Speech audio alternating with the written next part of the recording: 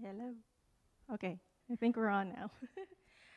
I'm going to be reading you a story, and it's called The Hand Behind the Window.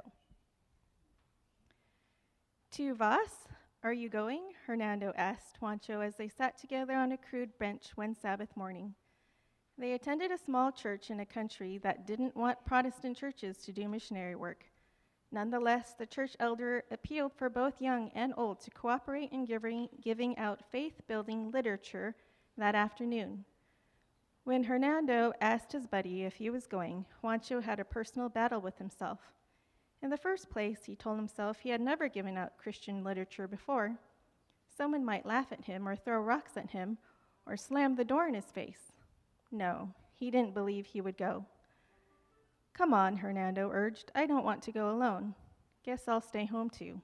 Scared, huh? Chided Juancho. Who, me? Hernando countered. The two boys joined in the closing hymn. Then, as they parted at the church door, Juancho grinned and called over his shoulder, See you at 3 o'clock.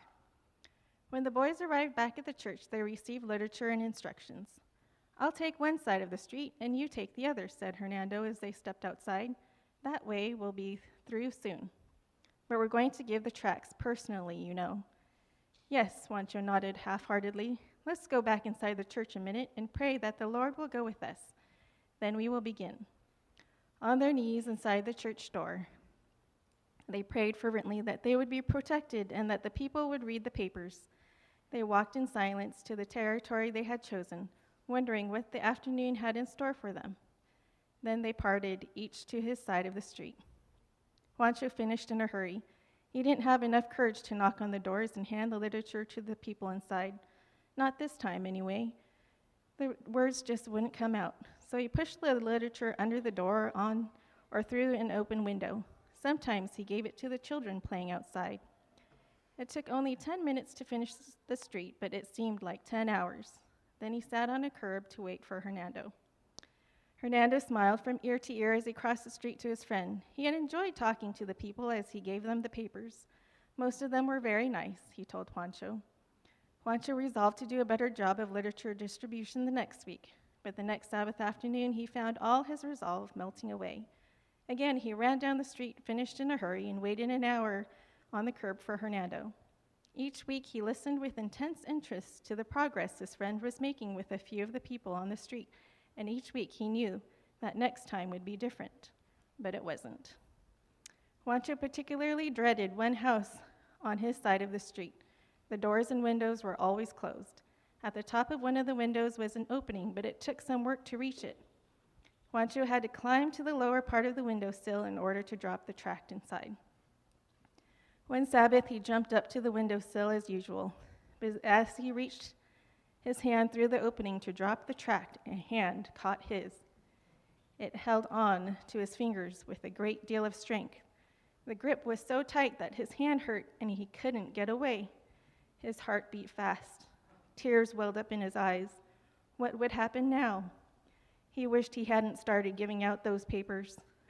Looking up at the window opening, he saw a face looking down at him, the face of a man wearing a priest's collar. Now, Juancho was really frightened, but the man smiled kindly and told Juancho that he wanted to talk with him. He said he had tried for several weeks to catch him. As the priest let go of Juancho's hand, he said, You're such a good runner, but don't run this time until I have talked to you. Juancho waited outside, and when the priest joined him, he had a request. Son, I want you to take me to someone who can tell me more about the things I've been reading in those papers. They are interesting, and I believe they are all true. I want to be sure, though. Juancho thought of all the members of the church. Who would be the best one to take the priest to? Then he remembered Hermano Cardoza. That's the one, he decided.